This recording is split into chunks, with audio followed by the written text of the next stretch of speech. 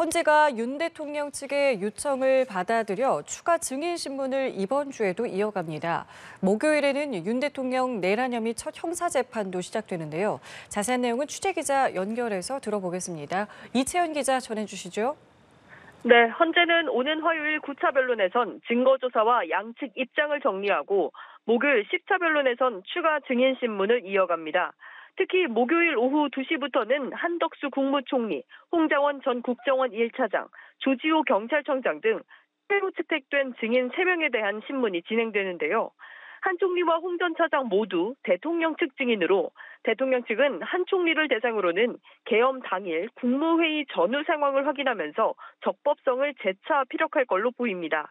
한 총리는 이달 초 국회 내란 국조특위에서 정식 국무회의로 보기 어렵다며 워낙 절차적, 실체적 흠결이 많기 때문에 동의하지 않는다고 밝힌 바 있어서 기존 직원을 그대로 이어갈지가 주목되고요. 유일하게 두 번 직원 때에서는 홍 전 차장은 앞서 증인으로 나왔던 조태용 국정원장과 체포조 운용 의혹을 두고 진술이 엇갈리는 부분을 직접 소명할 걸로 보입니다. 조지호 경찰청장은 양측 모두가 요청한 증인인데 앞서 두 차례 건강상 이유로 불출석한 바 있어서 실제 모습을 드러낼지가 관심입니다.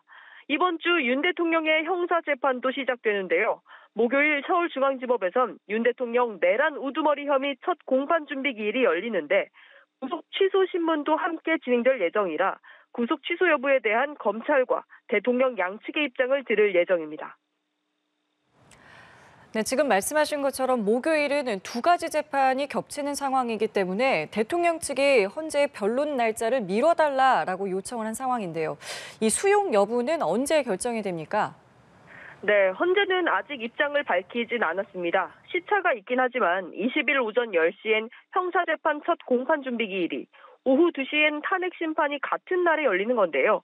재판 준비 등을 고려해 윤 대통령 측은 같은 날 두 재판을 받기가 어렵다며 헌재에 20일 기일을 늦춰달라 요청했는데 재판부는 이번 주 수용 여부를 밝힐 걸로 보입니다.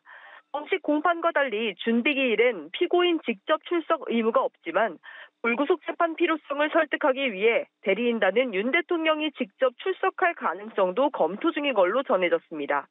기일 변경 요청이 받아들여져 20일 증인 신문이 한 주 늦춰질 경우 최종 의견 진술 절차도 미뤄져 이르면 3월 초로 예상됐던 선고 시점도 중순이나 그 이후로 늦춰질 수 있다는 관측이 나옵니다. 지금까지 보도국에서 전해드렸습니다.